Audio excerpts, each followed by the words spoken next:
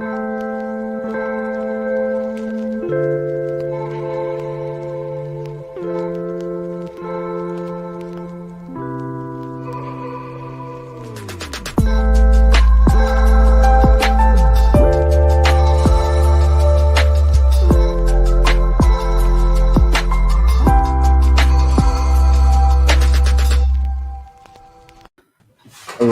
and welcome to a very, very special episode. So I'm feeling some mixed emotions here because Albert, I'm super proud of you. Oh, thanks, man. Yeah, you came in with a purpose. I saw you work your ass off for 9 months, and now you've arrived. So what we're going to do in this episode is unpack it. Oh, and look who just showed up. Hello. Hey there. No gel. Going Yeah. Just rolled out of bed, huh? I did not just roll out of bed, actually, but it would be hard to believe based on the hair. It does not look its best today. Well, Hunter, yeah, mine either. Okay, all right. So I don't think mine could even hold gel. Like it would just kind of slide off and hit my shoulders. All right, let's switch this view. This is a little cozy. So Albert, tell us what's going on. How are you feeling right now? I'm feeling pretty good. It's a little overwhelming. I've had a long time to kind of adjust to not being a Marine anymore, which I technically still am for another 27 days. But I've gone out, done an internship, and that was 3 months of never showing up at work and not putting on a military uniform other than onesies and twosies where I had an appointment. And then, so it was all remote, all through the, miracles of technology as we're using here today. So it was kind of a gradual ease off since April when I handed the keys to the battalion over and started doing more civilian things. So it's not a complete culture shock, but it's with a different company now. It's for various reasons. Google wasn't a good option for me for full-time employment, and so I put myself back out there a few months ago and kept networking and followed up on some connections, and so it turns out I have 2 jobs now, which was not exactly the plan, but it's going to be a good thing. Awesome. All right. So I think what we should do, well, first we need to acknowledge the chat. I feel bad. So the last live stream. So for those of you who are watching this, I'm live streaming my Tuesday lectures at Greensboro College. And that was an interesting test run, earlier this week, in that I had a lecture, I had students, and I had the live stream. So let's bring in some of our live chatters. And Natika, welcome. Natika. Awesome. Glad you could make it.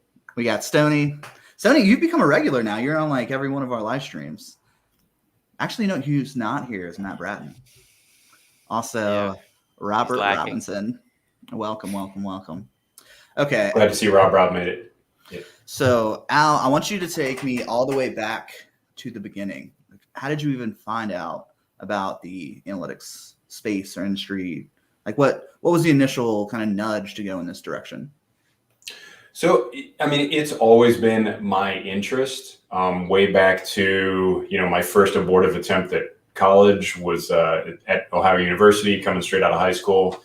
And, I didn't really find my way there and wound up leaving and joining the Marine Corps. But one of the things that I really enjoyed before I left, I loved accounting, which is bizarre to my mother, who's a music teacher, but and my father, who's a studio artist and social worker. So anyway, but I really enjoyed accounting and just kind of the plugging in numbers and, there's a right answer to everything.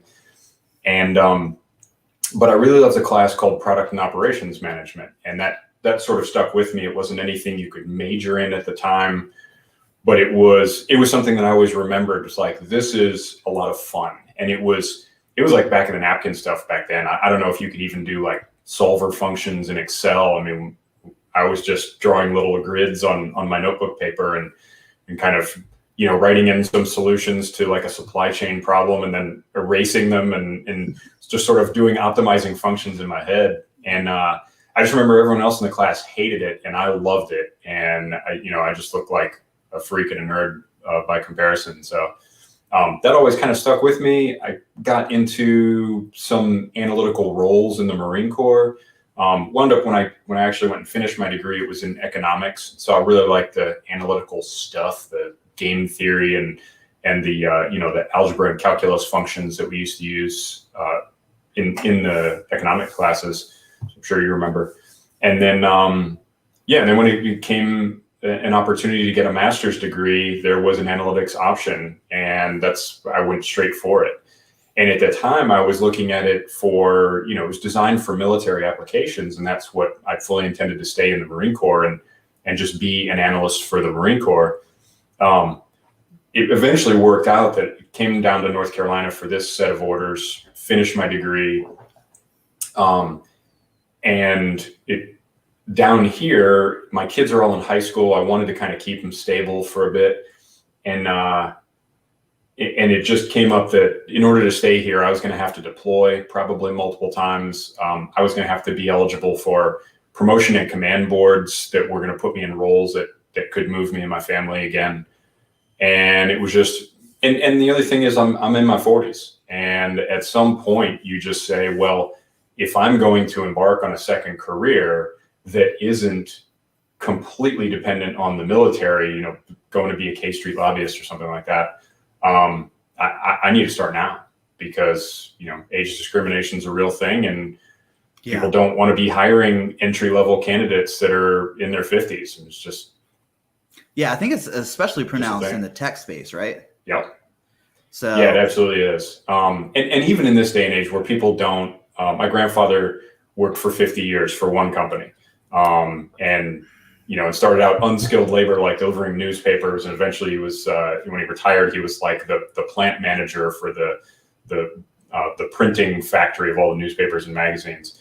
And nobody does that anymore. And you'd be foolish to do it at this point. It wouldn't make financial sense. You're better off working somewhere for a few years and then kind of evaluating your options and maybe moving.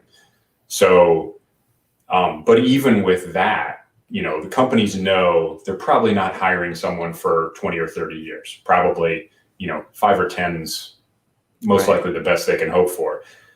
But even then, the actuarial tables don't lie. I mean, older people get sick more. They get, need more medical coverage. They can die. I mean, when you start hiring people in their 50s, those are things you have to start thinking about as an employer. So, yeah, all of those reasons. Hey, this was the time to retire.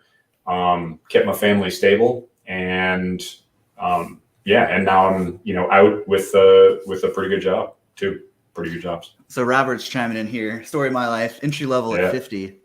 Wow, you guys are brave. I mean, that's interesting. That's interesting that you guys have made the pivot that kind of late. But I mean, it makes sense in the context of wanting to get out of the military. I just realized, so you're in your 40s, I'm in my 30s, Hunter's in his 20s. We've got such an interesting age range on here. And Robert's in his 50s. Hey, we got that's true. decades covered. So, okay, so what led you to pursue kind of online education? Because I think what you've done, and I'm going to brag on you here a little bit, you've done an amazing job of networking, persistently building your personal brand, and then just making so many connections. Because I mean, you're having multiple offers right now, right? Or you had? Yeah. I actually had.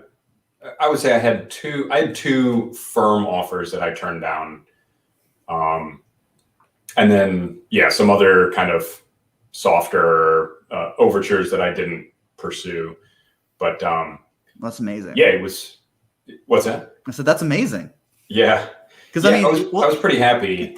It was a bit overwhelming because the 3 firm offers that I got all came within, it was like 3 or 4 days. I mean, so when we had lunch that one day in Greensboro, I don't know if you remember, like right at the start, before everyone was there, I jumped up and took a phone call outside that was a job offer.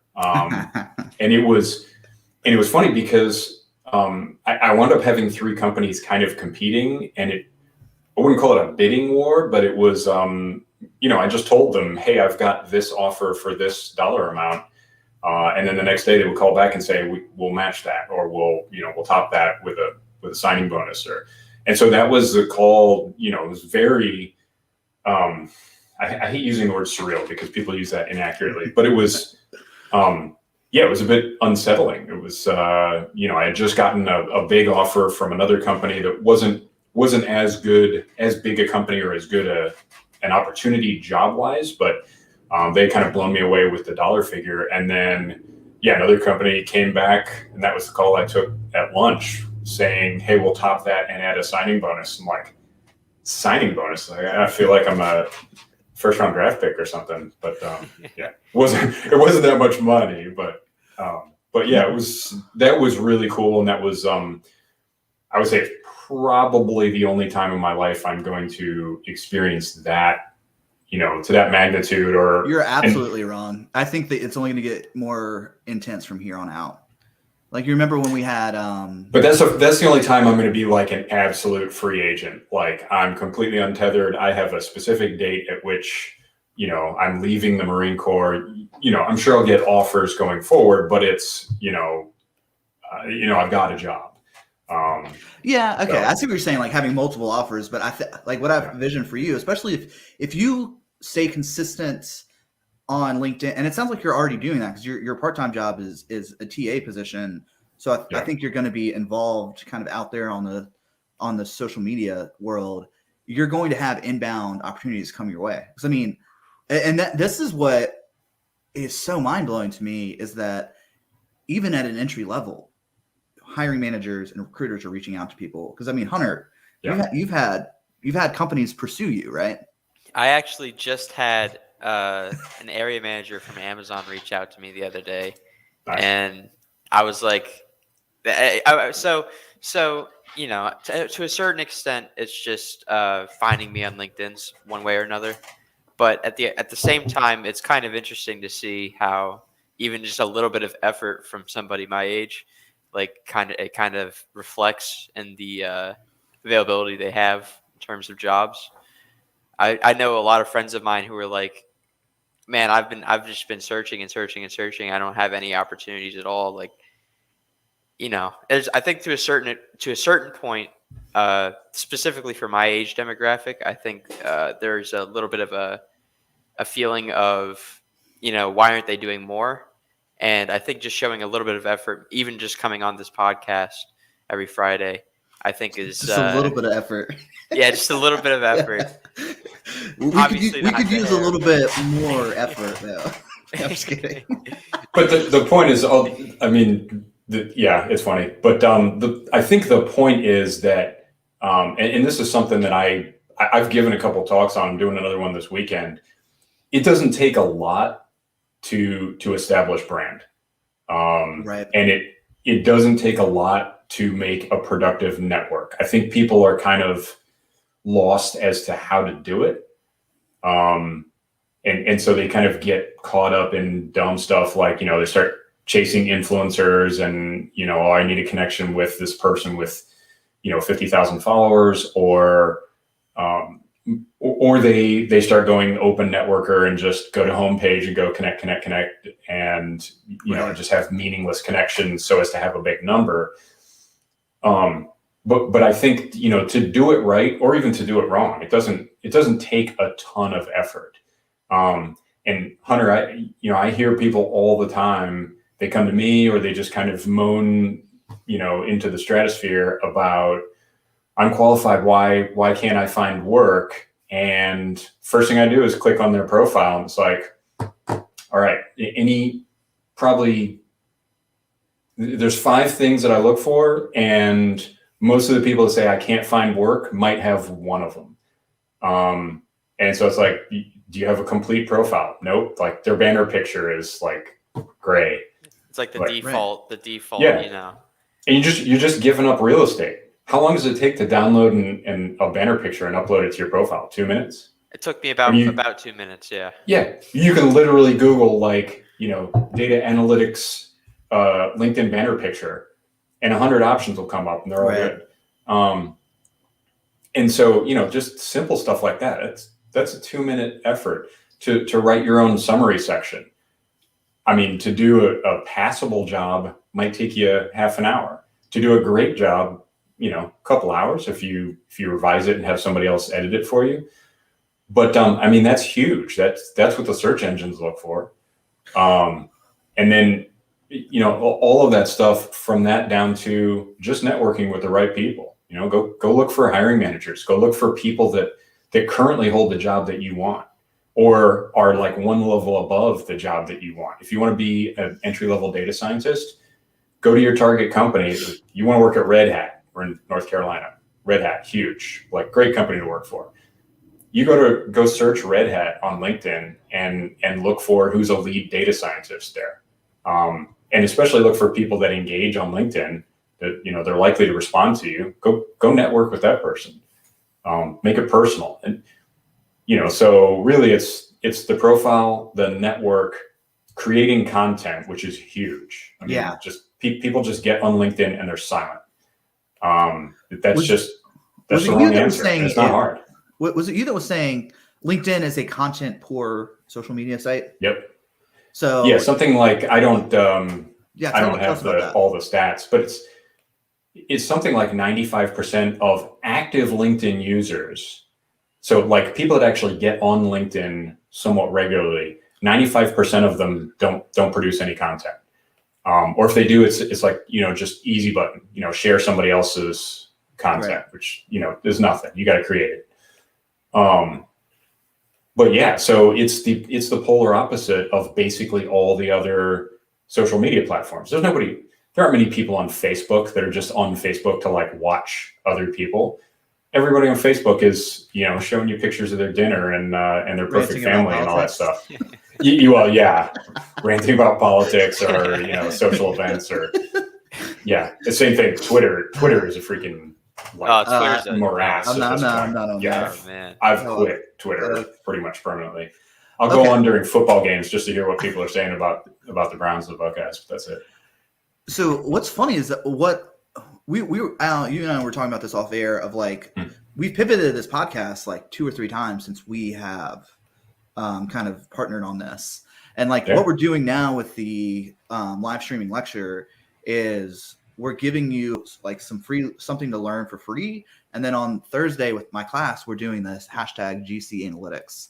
So you have something to watch, and we're encouraging people to like either take a screenshot or just write about what you've learned. I think that people are just like, well, I have no idea where to start with content creation. So like what we're trying to do is trying to build that community and culture of allowing people to, I don't know, I guess feel empowered, or at least have some kind of guidance of like, it's really just putting training wheels on. Cause like once they get up and they start doing it, I think your creativity just starts firing off. You start coming up with ideas. Yeah, exactly. And it's just a question of being courageous and being kind of unafraid to fail. Cause I mean, I look back at stuff that I posted on LinkedIn, and I really started about a year ago. And the stuff I posted on LinkedIn, to include the stuff that I posted for the analytics job page, I mean, it's cringeworthy. It's, I was putting stuff out there that was just dumb.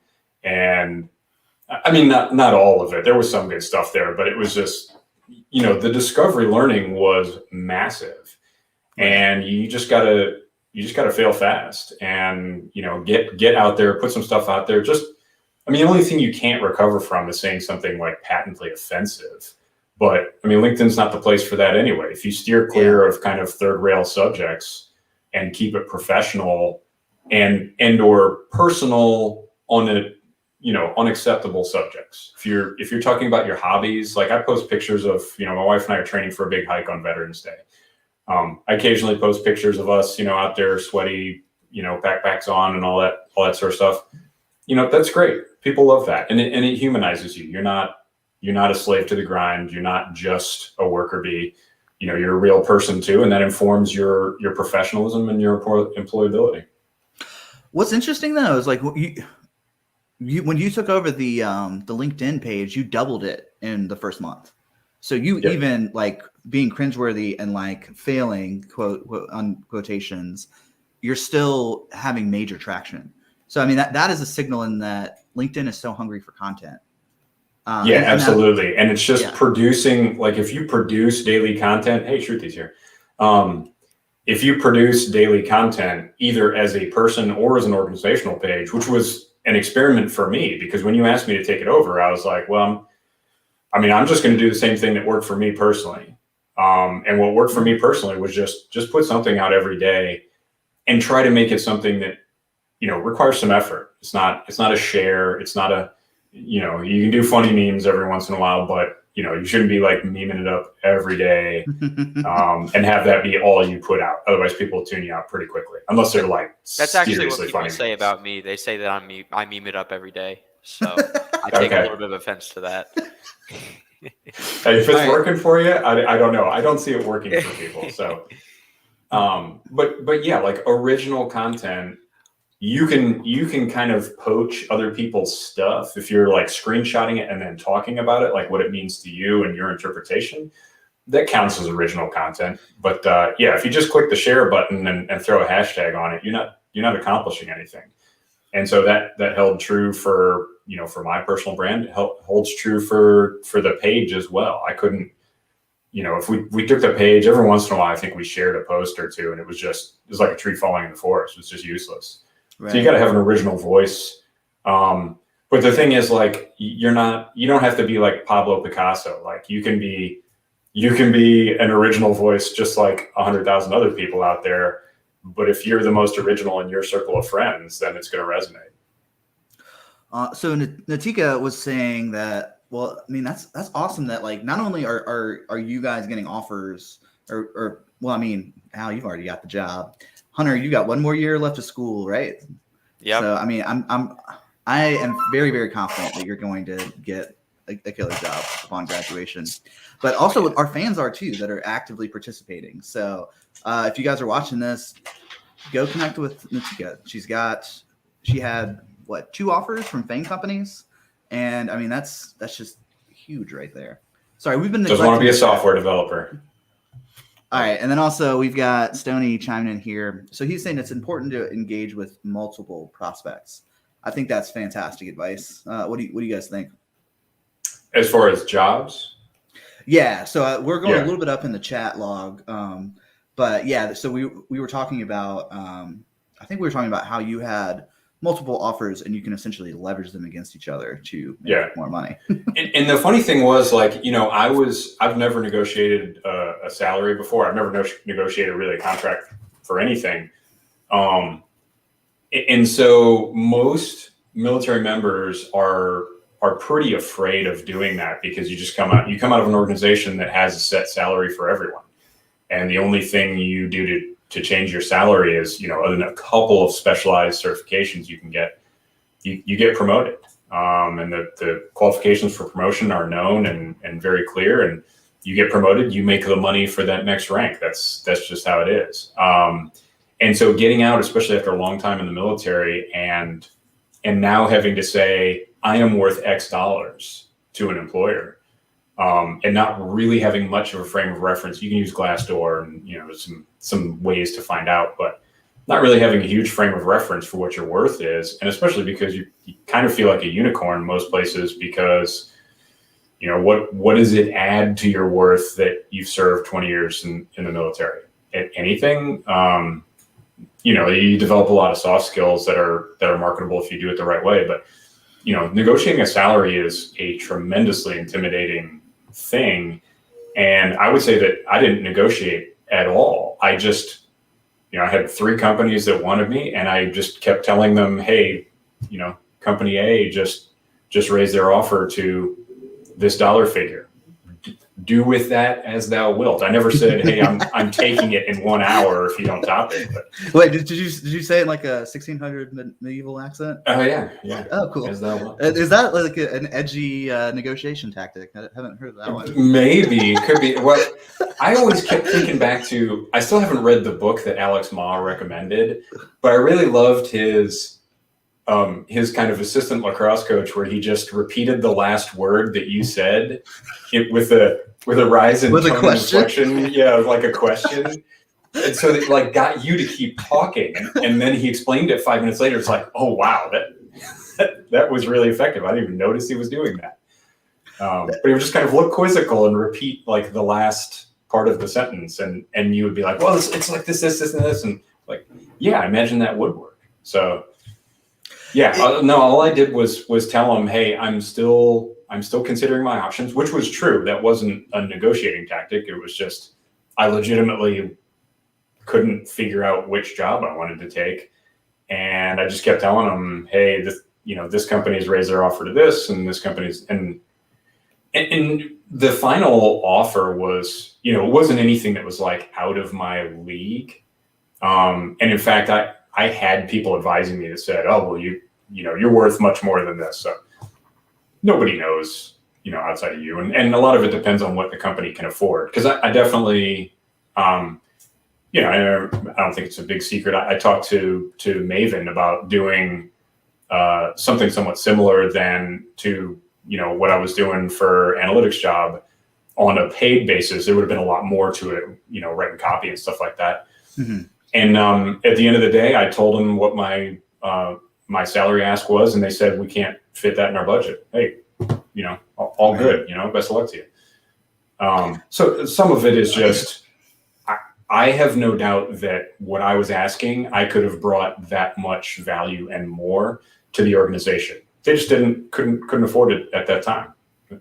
Right.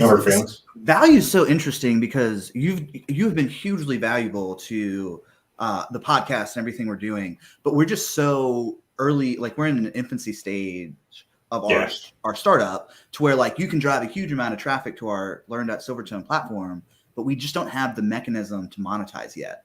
Yeah. So, maybe 6 months or a year from now, I can reach back out to you and be like, yeah, this is worth $100,000 to us, and we could totally monetize all the traffic. So value is extremely context dependent. And I mean, to parallel it to consulting, if I'm charging $250 an hour to a company that is doing $1 million in revenue is a lot. But if they're doing $12 billion in revenue, all of a sudden I can have a huge impact. So it's really interesting thinking through, what is the good for you and where can you have a big impact? Yep. Yeah, absolutely. And some of the job offers were from military contractors, which it's contract work at the company level. It doesn't really affect the employees that much, unless you are like a short-term temporary hire. But there was a lot of pull to that as far as it being sort of safe and secure. And, we're never going to, they have defense cuts and defense spending increases, but we're never going to spend zero on defense. So, those were kind of attractive jobs. And it just wound up not being the best opportunity. Okay, so we've got a newcomer to the chat. So I don't think I've seen Sahar before. So he wants you to weigh in. Should he start small or aim big? So what's your take on a big company versus a small company? So I actually kind of started skirting that subject, just talking about the offers that I turned down, but it's I think that really depends on your acceptance of risk. And I mean, with a smaller company, is it an early stage startup? Like, where are they in their life cycle, and how stable is that company? So that's one consideration. I didn't have job offers from any other than talking to Maven, which it is a startup, but it's kind of mature at this point. I didn't really have job offers from startups, so that wasn't much of a consideration, like the stability of the company, or you getting stock options, stuff like that. Mm-hmm. But yeah, it's your acceptance of risk. And the other thing you have to consider is your mobility within the organization. There was one job offer that I turned down in part because it was a smaller company, and I didn't know that there was going to be an opportunity for me to upskill as much and then compete internally for higher level jobs than the one I was being hired into. And so, and especially, you know, kind of being locked down to the coastal Carolina area, with kind of limited opportunities. If the company doesn't have a big presence right here or remote, then I'm limited as to what kind of internal mobility I can have, unless I want to move to their hub or their headquarters. So yeah, that was a big consideration for me. Yeah, he is. I'm not even wearing his t-shirt today. Well, good. I give it a rest for a bit. He started making fun of me for wearing it too much. He's like, you're gonna start looking like a hobo. You gotta wash that thing. So that's the best thing about my t-shirt. So I'm gonna pick out a specific word that you said, skills. Where are you at with skills? What's your thought? Are you, because you mentioned upskilling in a job. Do you have skills? You unskilled? Sorry, I had to pull this one. Will be, honey. Oh, wait, how can you? I didn't know can both of you guys control this now? You just threw me off. I don't know. Cool. Well, I think you gave me like admin privileges. So. Oh, that's right. Okay. Yeah, I've got a call with StreamYard for business next week. I would say that in my defense, I spend all of my paychecks on my wife. But, okay, so skills. Are you freaking out that you don't have the skills, or do you feel like what you're going to be doing immediately, you've kind of got a wrap, like your head wrapped around? So I have perpetual imposter syndrome, like pretty much everyone else in data, other than you, who has. You got to figure out a name for that. I know it's delusions of grandeur is pretty good, especially because Han Solo used that. So I hung out with Ryan yesterday, and he was ripping on me for the intro sequence. He was like, like companies build like intro sequence about their life. You do it for your own life. It's like, you're right. That's just how I see the world. So not to get totally off topic, but whose decision was the suspenders? The world wants to know. I think it was just popular vote. Everyone was telling me. All the students were like, got it. No, it was totally my decision. The suspenders. Yeah, blame the students. Blame the students. Yeah. Oh, specifically the students at High Point. They love the suspenders. Wow. Yeah. Also, they liked it when I had my hair down. Oh yeah. Yeah, I did notice that. That was a new thing. Anyway, okay. What were we talking about before? Skills. Imposter syndrome and skills, and kind of the there. So, and that's one of the things that I really struggled with over the last 9 months to a year. Not only so, when you initially asked me to take over the LinkedIn page, I wasn't sold on it at first. I mean, I think I thought about it overnight and talked about it with the wife, and I thought about saying no because I didn't want to. I wanted to devote more time to skills building, and that's what I had a mentor through a military program, and I was looking at like, hey, might do some like kind of part-time boot camps, or something of that nature, to where I was still working a ton during the day. So that was an almost overwhelming workload at work, and then I was looking at, okay, I really need to master the time Python and SQL and R and God knows what else, Amazon Web Services, and so I was a bit intimidated, and then I said, okay, I'm already taking up some time producing my own content every day, and now I'm gonna double that. But actually, it wound up being for a long time I was spending much more time doing analytics job content than I was my own.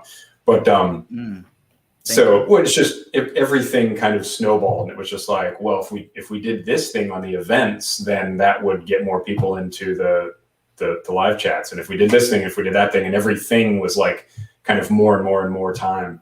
So that's why I had to really dial it back when I started doing the Google internship. It's like, I can't do all of this anymore. But that's its own story. So, but yeah, I considered saying no, because I was like, I really need to devote the bulk of my time. And at the time I was like, well, I've got enough connections, and I've got enough irons in the fire with the different programs that I'm working on in transition. And what's up, Shashank? And so I was like, I don't know that I have the time or the bandwidth to devote to this. And I think I wound up next day. I was like, well, let's see where this goes. And at the time, we were talking about doing it for a month. So I mean, I don't know. So that's because you had just got done with on my the end. yeah. I was like, here, just because try you had just got done with your students doing the email campaign. And so it was like, Right. hey, do you want to take this over for a month? And I'm like, it was December 1st. And I was like, okay, we'll do it for the month of December. And then, next year, I knew you had some different things you were thinking about doing. And I'm like, well, this might be interesting. Let's see what we can do with this. And so I had in my mind the kind of success threshold that your students had where they increased like the click-through rate on the emails by like 3 to 5%. And I was like, oh, okay, well, if I can, bump up the attendance rate at live chats or, the followers by, something like that, manageable 5-10%. We can kind of write that up with some little nifty graphs, which I still have never done, but, and call it a project. Which was kind of what I bought off on in the first place. It's like, I'll do this for December. Well, then, when we did Show Us Your Data, that was like a content initiative that went through Christmas and New Year's and kind of snowballed and everybody loved it. And, we were just meeting cool people. I mean, I expanded my network drastically over that, which is hilarious because I, came on the show the first point to talk about how much I had expanded my network in like the first month or two I was on LinkedIn. Right. And then that, like those content initiatives, it spilled over onto my page because we just didn't have room on the company page, and I had more followers at the time. So it was like, well, if I blast these out, more people will see it. Right. Well, I saw that the podcast page was a conduit for you to grow, and and you did exactly that. Because then you have concrete stories that you can tell. So what's funny is we talk about this phrase of like hard skills get you to the door, soft skills get you through the door. I'm starting to double think that, or starting to question that a little bit. Double think. What is it? Is that 1984? Oh, that's double speak. That's double speak. Double speak. Double speak. Wrong right. thing. Wrong think. Yeah, there you go. Such a nerd. Well, because he read it freaking 3 years ago. Oh, that's true. Yeah, I mean, they make us read it. It's probably, what is it, like 15 years ago for you and like 30 years ago for me. So yeah, it's been a while. But okay, so what I saw with Molly, so getting Molly that entry-level data science job, she had 0 of the skills needed. Like she didn't know how to code. Yeah. But what's funny is that what got her the job was that she told them a story about how she looked up on YouTube how to change her own brakes on her car. Mm-hmm. And it showed that she has the resourcefulness to learn. And I think that it's a poor allocation of your time and energy and resources to take a bunch of courses, because you're not really going to supercharge your learning until you get into a job and you have a conduit. So like you learning about social media and how social media or marketing analytics works, you had something to apply your theories to and test. And quickly, like we just were mentioning, like fail quickly. I guess that was before we hit record. But you develop a skill set through trial and error and like hard learned lessons. Like you fail until you succeed. Yeah. And I think that is a much more effective way of learning than just watching online content or taking a course. Absolutely. And I think the big thing is immediate reinforcement. And that's why I like seeing the sort of e-learning platforms that are coming out right now, like yours, like Avery Smith's, is, learn a skill, apply that skill immediately. Because that's how you learned. I mean, I always harken back to like learning math or learning English in high school, and something that was kind of, learn a skill, apply it immediately, do homework that night, iterate, 10, 15, 20 times. And then that's hammered into your brain. That's, it's kind of unsexy now. And, there's a lot of money and energy being put into all of these alternative education methods. But seriously, that's when I look for a course to take and what I want, what helps me learn is I want a model like that. Teach me a skill through video, reading, whatever, and then have me iterate multiple times immediately afterwards. And then that's a learned skill. That's hammered home. Right. If your course is like nothing but video, or nothing, and then it's just, you know, multiple choice test at the end. Yeah, that's tough sledding. And then if you're going to teach me 5 skills over the course of a month or more, and then at the end say do a project, that's not going to work well. Right. So I think what we've kind of come up with, and you're the one who pioneered this idea, by the way, of having people post on LinkedIn and then we give feedback to them. I don't know how much this is going to scale, but for example, in the Greensboro College lecture from earlier this week, we had one of the students look at my Udemy feedback. So it's real feedback data. I just took out all the private information, but it's 4,500 reviews of my courses on there. So you have a real data source, and then we were teaching them like pivot charts and tables. So you got one of the students like work through it, and I kind of played the Obi-Wan Kenobi character of like just guiding him and like not telling him the answers, but like give him the old Socratic method. The Socratic, like, oh wow, that's interesting. Why did you do that? And then the people could follow along, download the data source, which I got to get on Ryan about getting the sign up link so that they could get an email of the raw data source. But yeah, so like get a raw data source, work on it, post it to LinkedIn, and then have people comment. Because I think it's kind of like crowdsourcing your education, because, you know, like people are, and it's an opportunity for them to show up and get, you know, a signal on LinkedIn as well. And it's, you know, it's communal. I mean, it seems pretty interesting.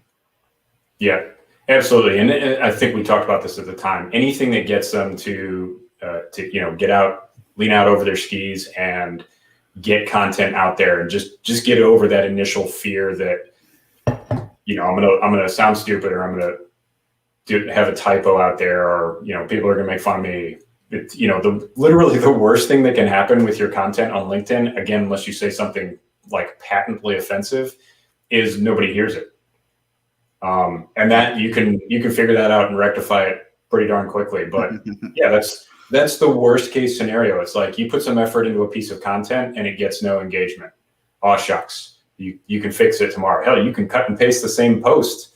You know, don't do it the next day because the algorithm flags that. But, you know, take that same post if it was worthwhile content and post it a week later. And even point out like, hey, I posted this last week and nobody saw it. You know, click like if you can see this. You know, I've done that. That's you kind of dare people into engaging on your post. I mean, I remember one of the first big hits I had, and it was big for me at the time, but it was just, I had a bunch of links in it. I knew that having a crap ton of links in your post tends to depress your circulation, because if they don't respond, you have to have like more than 50% of them respond within an hour or two. Otherwise your distribution gets shut down. Okay. Because it picks it up as spam. Like, you know, because you got people that tag 100 people in one post, and, you know, they're just spamming people. It's not people that want to respond to them. So I tagged a bunch of organizational pages, and I was just talking about all the programs that I was using through the Marine Corps to transition out. And I knew that most of these organizational pages, they don't have people kind of manning them all the time. You know, you're lucky if you get a response from them like once a week, maybe. So I just announced it, like the tagline on the post was like, the LinkedIn algorithm is going to crush this post. And I may have typed it in all caps, trying that little trick, but it got so many people to respond, and it was valuable content, and I knew it was.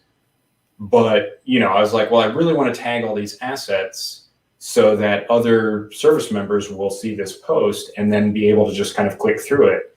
Because it doesn't work as well if you put those into comments. It works okay, but, you know, people like to look at the post and say, oh, you used American Corporate Partners. Look, it's hyperlinked, and you can click straight through to their LinkedIn page, and from there their website.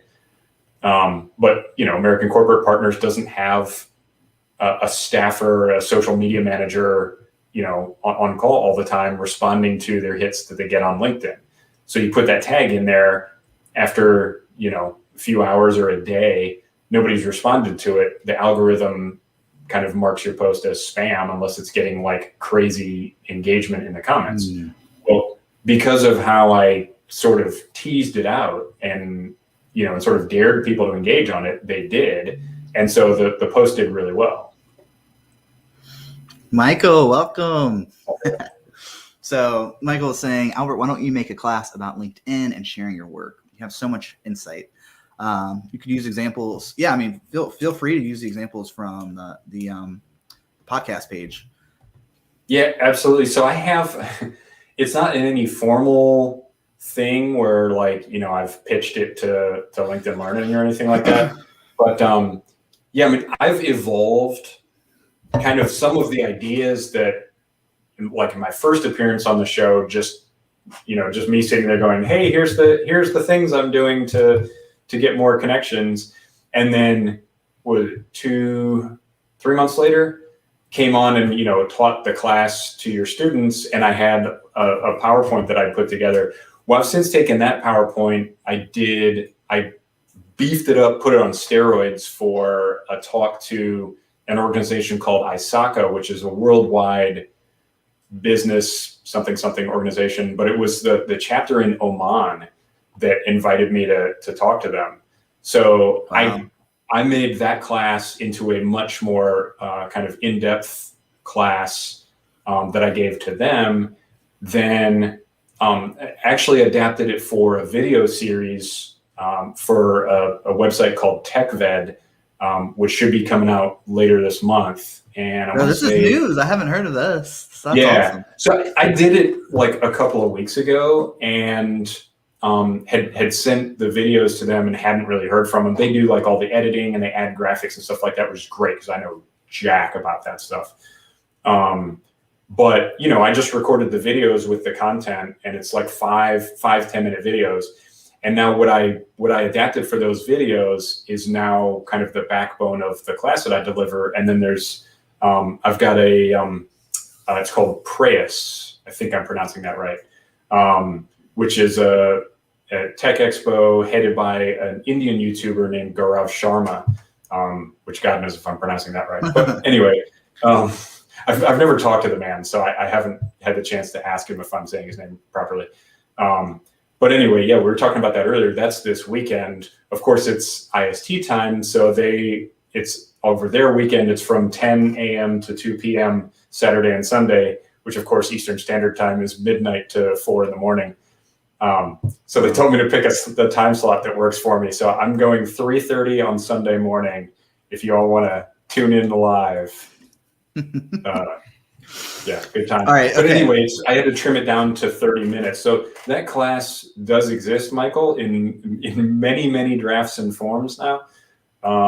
So yeah, but it's, you know, the same basic concepts are what I've been talking about here. I mean, there's from what I see, there's 5 things that you kind of need to do.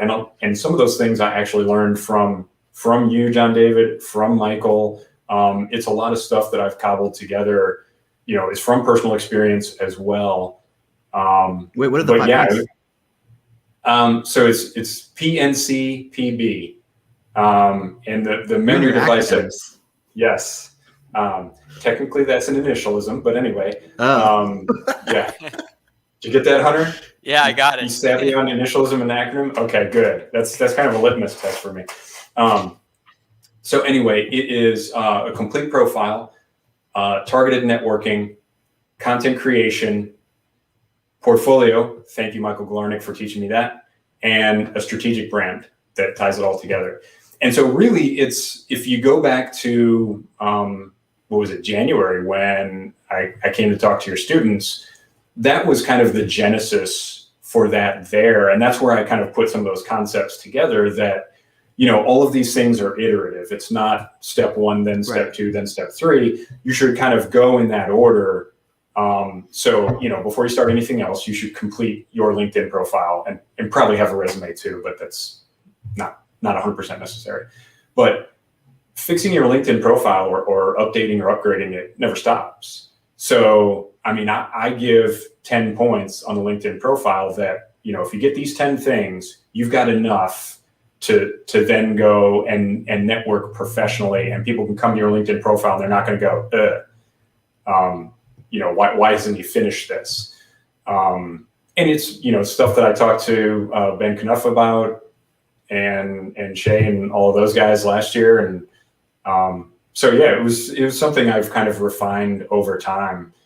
But there's sub points and kind of anecdotes and little stories that I've built up over time and in each point. But yeah, I mean, my initial blush at Portfolio was listening to Michael Galarnik's first appearance on the show. And then when he came back, that was one of the first ones that I don't think I wasn't on camera yet. Yeah, because I think I was the first guest on season 2, and I think he was the week after. So that's when we just started working together on the shows. Because before that, I'd only done the LinkedIn site. Yeah, I remember examining your video in class. We actually went over the analytics for it. Pretty impressive stuff. So funny story. Robin Hunt, and she helps with that initiative, Innovate Birmingham, and they help primarily like underprivileged people or people that kind of dropped out of high school, single moms, kind of underemployable populations that are trying to upskill, usually later in life, but some of them are college age. And they have a fantastic program, and they've actually incorporated that video in their course. Wow. And so they had me on a few months back. They had me on to talk to one of their cohorts and answer questions about it. So that was really cool. Speaking of that, you haven't met this year's Greensboro College cohort. Although I've other than just seeing the 3 that were on camera earlier this week. Yeah. Well, this semester was interesting one because I taught the first day of class, then flew out to Santa Barbara the next day and was gone for a week. And now we're in week 3. But you're globetrotter, man. That's in cars. I'm so tired right now, but I will say this: you need to come back on. I didn't even think about that. I'm like filling out the guest lectures. I need to have you back on to do. You tagged me on the post. I assumed that was kind of an informal invitation. I don't need anything engraved. Okay. Well, I gotta get that schedule out. But okay, that's awesome. All right, Hunter, you haven't talked in a while. What's going on in your mind? I'm just thinking about how far it's been since I first started doing this thing. To be honest, I was thinking back to ever since we brought up Albert's video, how far this channel has come as a whole, and I mean, first of all, I'm touched. But second of all, I'm glad to be a part of it. I was actually looking at some of the. I was not ignoring the chat. I was actually looking at some of the questions in there as well. And so, Albert, me and the chat couldn't help but notice how good of a storyteller you are. I wondered if you wanted to speak a little bit to that, and maybe how the role of storytelling works in getting an analytics job. Yeah, everybody loves to talk about themselves, so I'm no exception. I think that's part of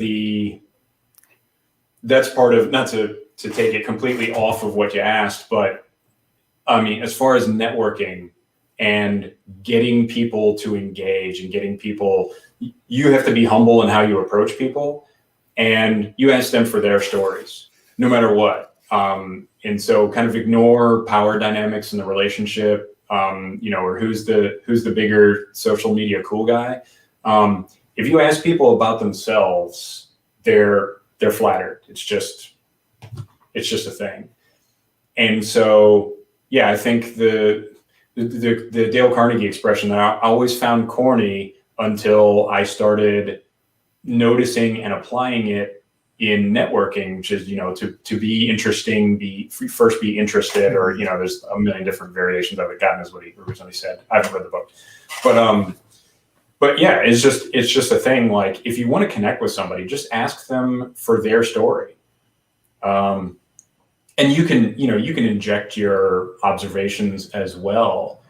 But I mean, you've got to ask people to talk about themselves, and then, and they're flattered, and then they're engaged, and they've got something invested. And then generally, unless they're kind of a narcissistic tool, they'll ask you about yourself as well. But so it's not like you suddenly develop this one-way relationship where you're just in receive mode. But yeah, I think as far as a skill telling stories, I was on the debate team in high school. So, well, okay, I'm going to piggyback off that question because it's something me and Ryan were talking about. We were talking about you specifically last night because I haven't seen Ryan in like 2 weeks because everything has been crazy and also his business is blown up. We were talking about why you had such a smooth or successful transition. Because I mean, that's incredible to think that you had a bidding war for an entry-level position. I guess it's not. Is it entry-level? Because you... So, yeah, I mean, the position that I'm in now, it has senior in the title. I'm not in charge of anybody, which is the way I wanted it. Right. But, yeah, I'm on a team that doesn't have as you might expect, coming out of the military, my definition of a rigid command or leadership structure is very different from the civilian world or, a regular corporation. But the team that I'm on does not have a super rigid leadership structure where, person A is in charge of these 3 minions and person B has their own little team and they all kind of report to this bigger boss. I know that there are organizations like that out there. Amazon is, famously very, very structured and very kind of repeatable, more like the military, which is one of the reasons they target the military for recruitment. But yeah, Analect is not a super rigid organizational structure, but I don't have anyone working for me. But senior is in the title, which I think is kind of a salary thing. So I guess it's probably now. Yeah. Well, so but you pivoted industry, got into a bidding war, and landed a senior position that is probably paying you tens of thousands of dollars more than you would if you more than opportunity. Yeah, and so like junior analyst or something like that. But right, I mean, this is mission success. Like this is. I mean, I guess let me throw the question to you: is this where you expected to be 9 months ago? No. Where did you expect to be, and where are you now? I kind of half expected that I was going to have to take a military contractor job, which would have, the 2 that I was offered were, one was actually titled as a data scientist. And part of the issue with that, and that would have involved leadership of a team. Part of the issue was I absolutely did not feel ready for that. And that was, I tried to look at that objectively and say, is this imposter syndrome or am I legitimately not ready for this? And I came up with the latter. And I think that they were willing to accept the fact that I didn't have the laundry list of skills that they were asking for, or really like even many of the skills they were asking for, because I had military experience and leadership experience, and that they kind of needed that more. And they said, well, you're qualified analyst, not a qualified data scientist, but you've got enough knowledge of the data stuff that, with the leadership and organizational skills, we'll take it. That to me, I foresaw myself panicking being in that position, and trying to, like, overwhelming myself, trying to catch up on the technical skills too fast.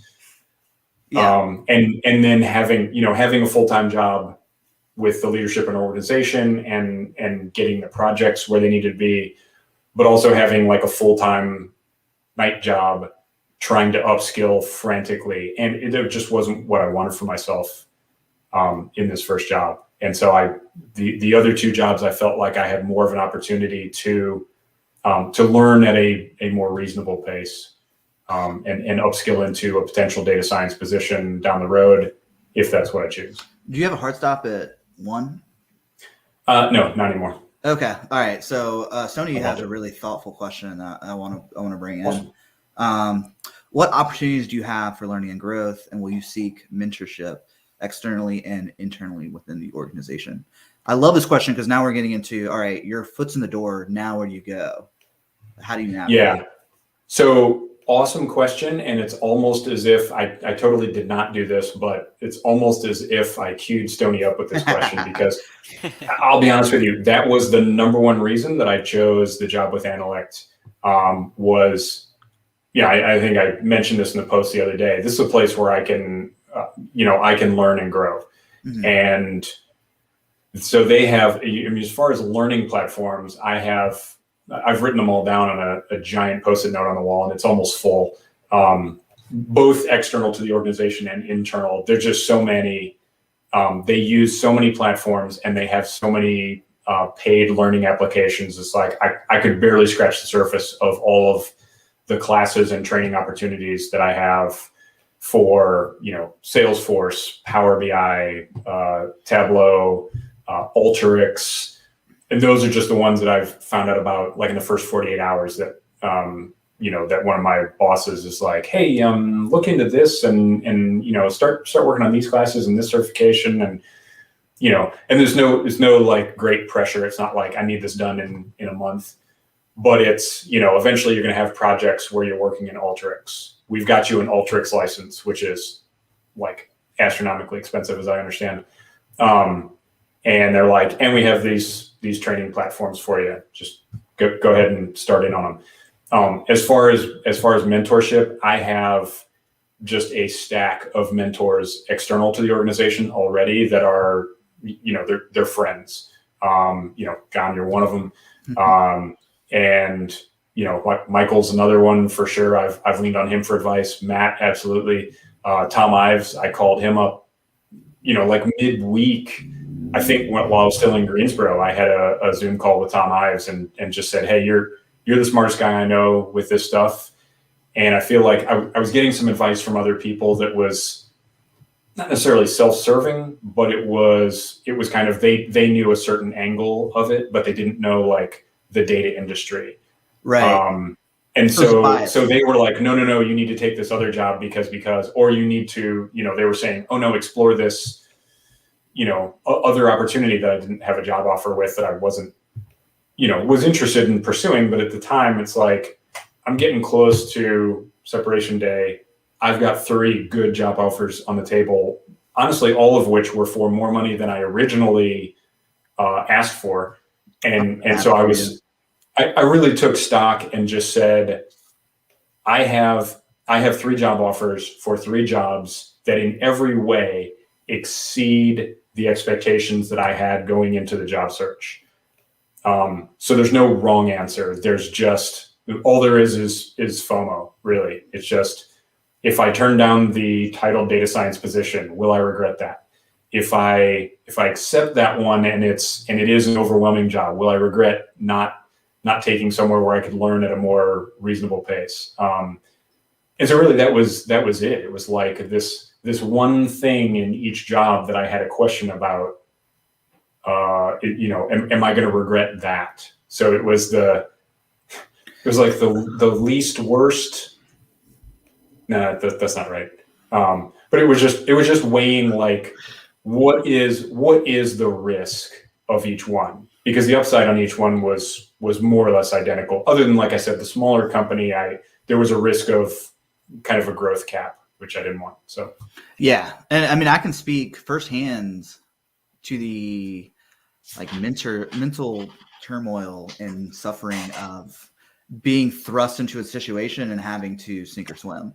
I mean, I spent 3 years in that space where I was selling projects that I had no idea how to pull off, and then I had to figure it out on the fly. Yeah. And that was, I mean, there are upsides and downsides of that. So if your goal is that I want to become a competent coder, getting thrown into that data science job, you're either going to get washed out or you're going to learn at a super fast pace. Now, the cost of that is probably, a little bit of sanity. You're going to be you're not going to be sleeping well. You're going to be like waking up in the middle of the night, like with a phantom problem that you haven't even encountered yet. But I mean, it sounds like you have a really solid head on your shoulders, and part of that might be just like your age. Like you've seen a lot of things, and you're not as in much of a hurry. I mean, that's like, we got a 20-year-old here, I mean, this young man energy of like running around trying to get everything figured out all at once.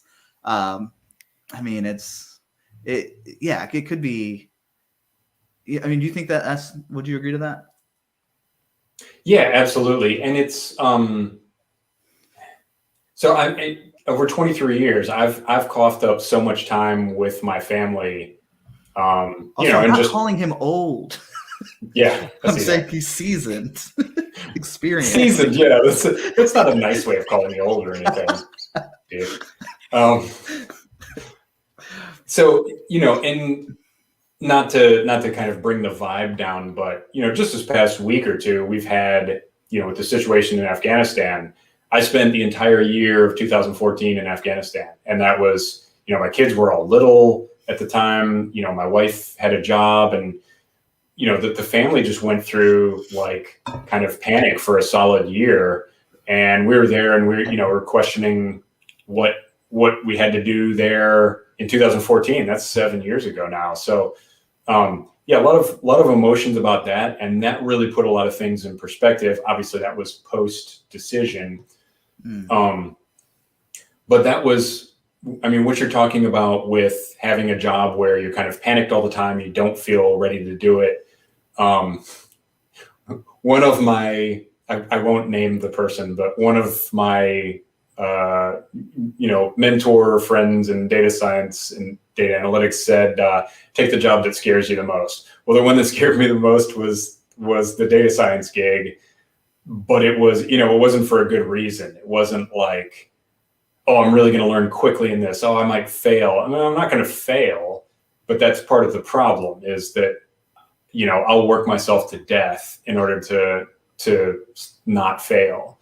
And I've lived that life for, really as long as I've been an officer in the Marine Corps. It's just, you're constantly in situations where you're unready and, you don't have the training or the resources or the time, most of all the time, to get things done. So what do you sacrifice? Time with family, sleep, food, exercise. What, you crush your family and you crush your health, and your, especially your mental health in order to accomplish the mission. And it was nothing wrong with the job itself. So there was nothing wrong with what the company was offering me. And I don't fault them at all. It was, can I handle this job and retain my sanity? And the answer I came up with was no. So yeah, that was a big part of driving me to something that I felt was more manageable and where they were a bit more realistic about, the two military contractor jobs. They were getting a military guy to do a military job. And so there's an expectation that I'm walking in the door and kind of ready to go. Once you get your computer, get your email and get your systems up and running, you're what we call a full up round.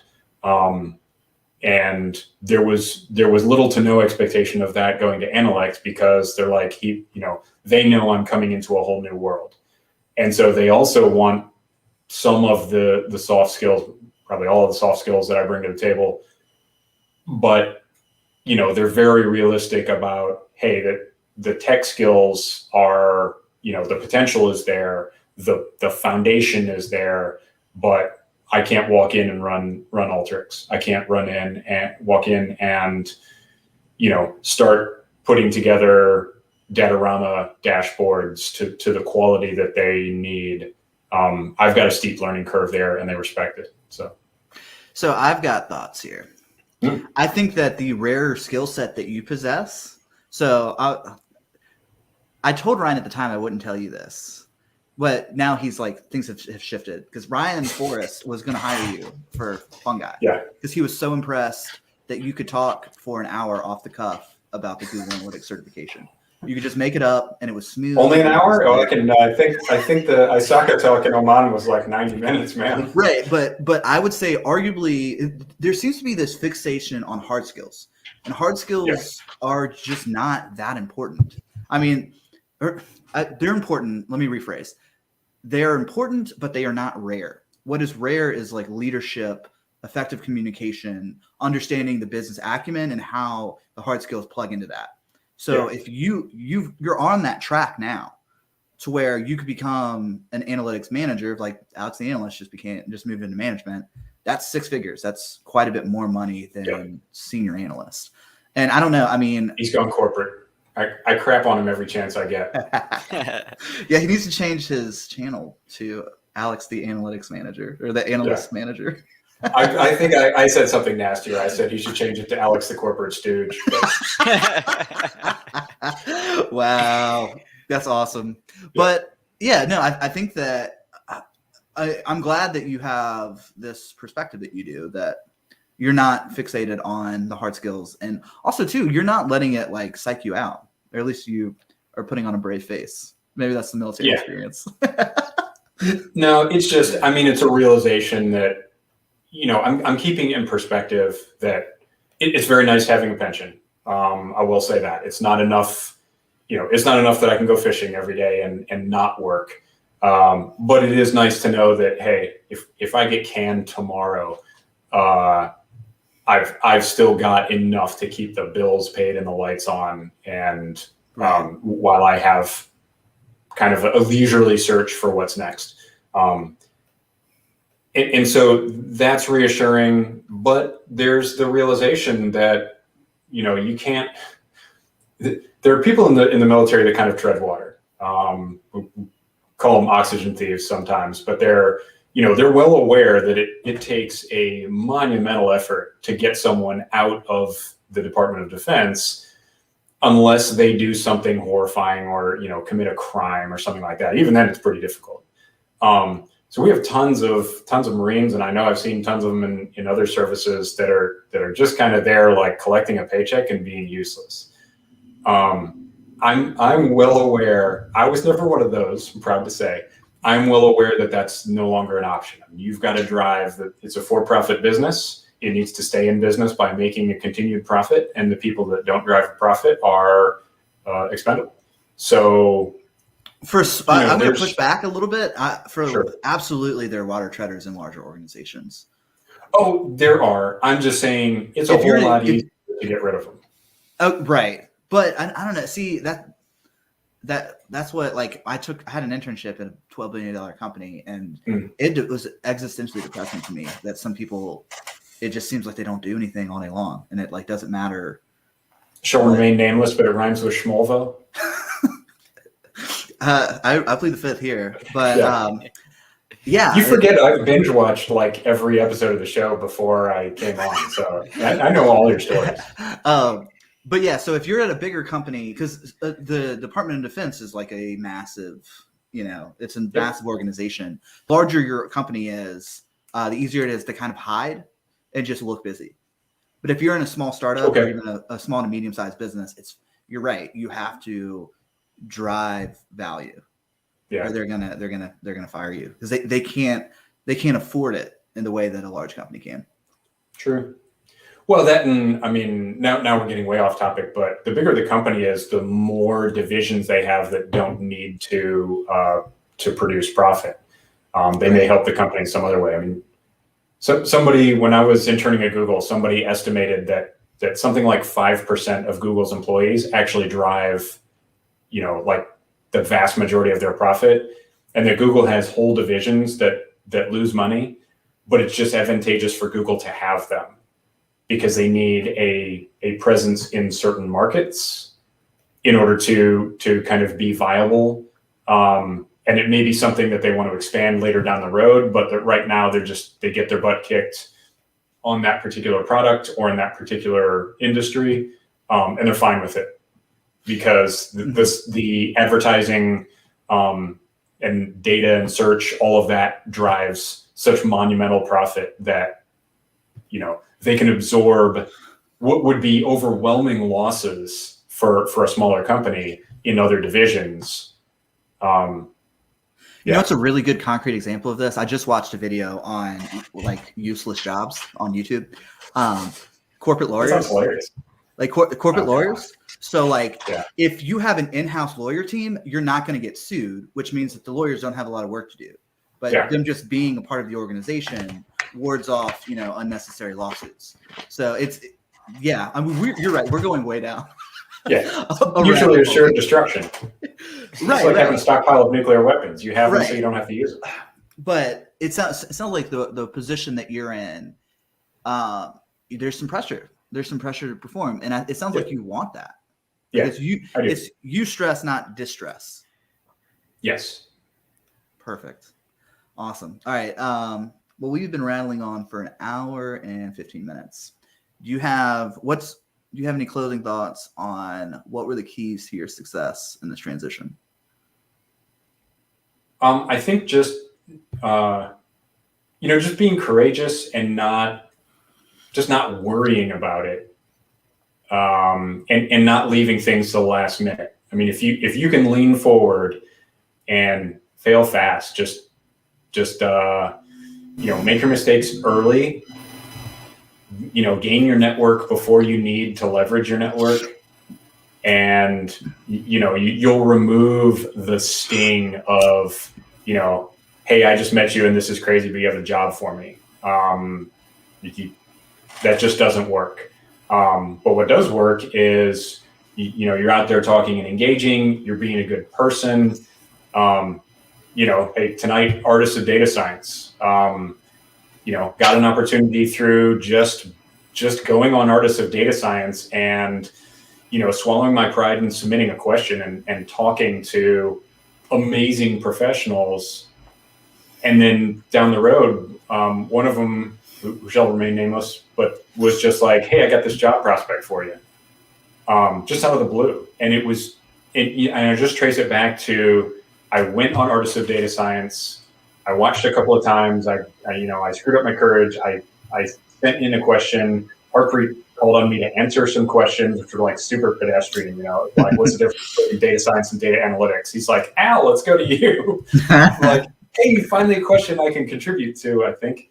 After listening to Tom Ives wax poetic about, advanced, distributions and his favorite bell curves and stuff like that.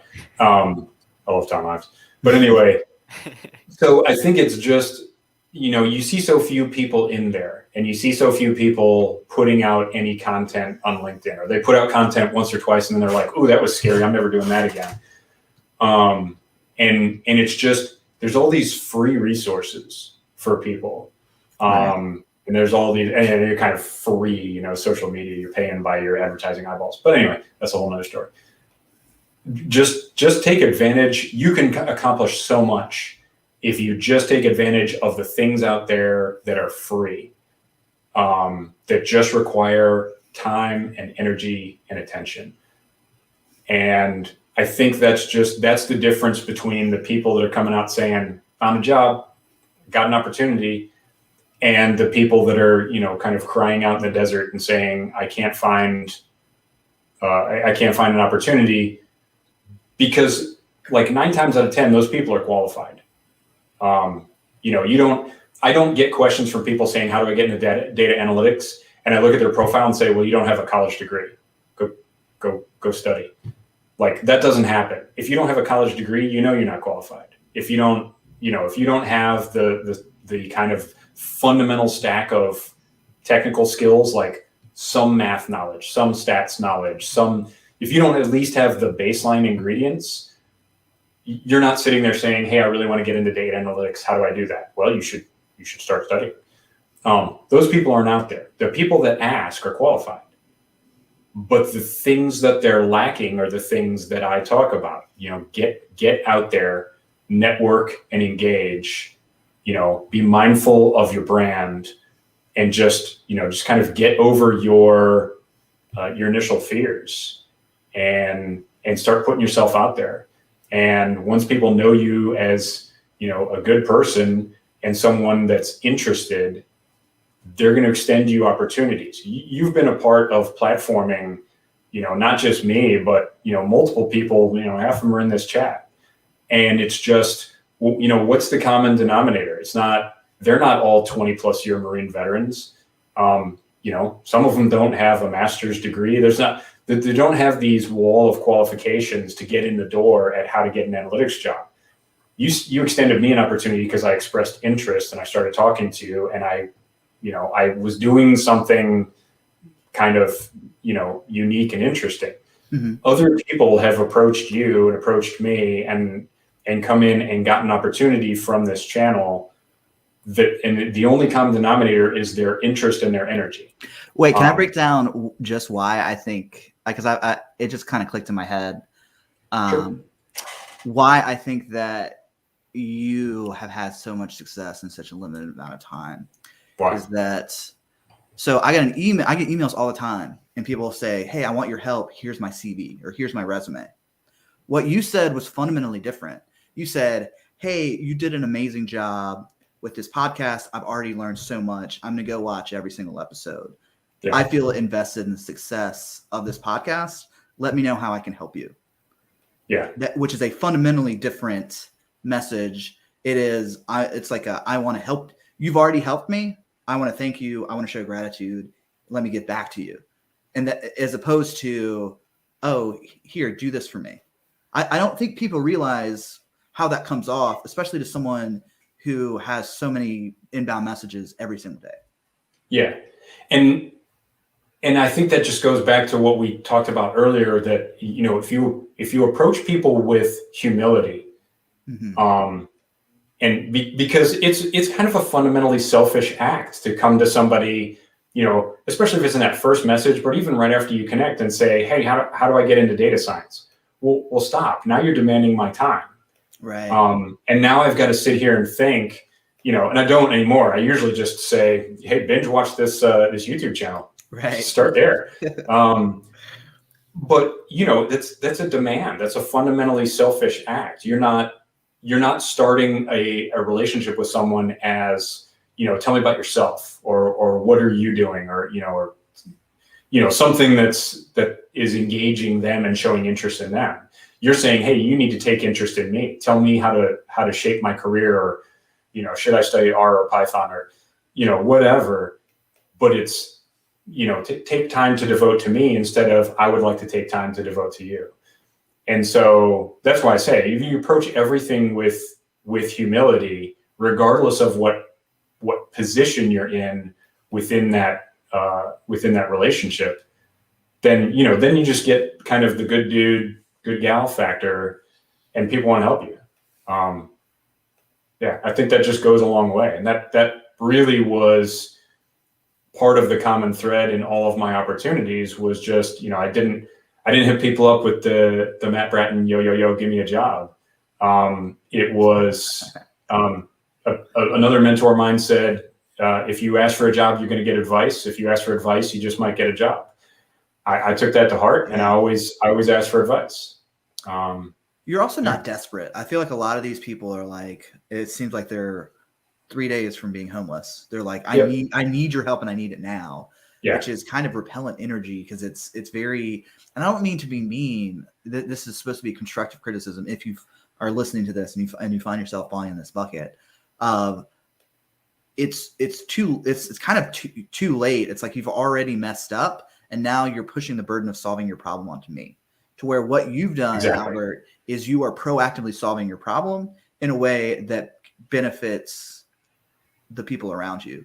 So it's like you are the opposite of an energy vampire. You're like helping people.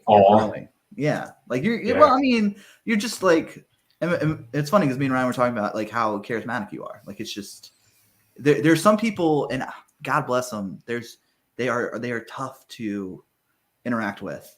And if you find people being repelled by you, maybe, I don't want to be overly harsh. Like, just reflect and be like. But those people so often have no self-awareness. Right, so that's the thing. Like, they never pick up on the fact that, people start checking their watch and playing with their phone when they're talking. Yeah, that's true. I get like overly conscious about that. I'm like, oh, am I boring you? So I'm so sorry. Awesome. Well, let's close this thing out. Albert, it's been one hell of a journey, and I thank you so much for all your time and energy. Like, you've helped explode this podcast, and I'm extremely grateful, and I wish you luck on your journey into the. Hey, thanks so much for the opportunity. I mean, truly, the work on the podcast came up in, I'm pretty sure every interview I did, And so it was, it was really cool. The stuff that we were able to accomplish together. I really treasure the opportunity and what I've gotten out of it. So thank you. Oh, you're welcome, Hunter. And thank you. You've been a champ. Well, let me say this too. I may not even be here right now if it wasn't for Al, because I remember coming in on like the second day of class after watching the first podcast episode, and I was like, Professor. I don't know how I was addressing you as Professor. Did I say Professor, or did I just call you John? How did you? You probably it was Professor. It's Professor. I probably said Professor Ariansen or something like that. And I was like, man, this guy named Al already reached out to me. I've already got this new connection on LinkedIn, and he was like, oh yeah, that's Al. So at that point, I think you were already considered part of the squad, and you made me feel part of the squad. And I don't think I would be here if it wasn't for you. So awesome, man. And I'm glad to hear it. Yeah. All right, and also big thanks to everyone in the chat. Hell yeah. All right. Well, Al, we'll see you later. Indeed. I'll be back. All right. Have a good afternoon, everybody. Take care.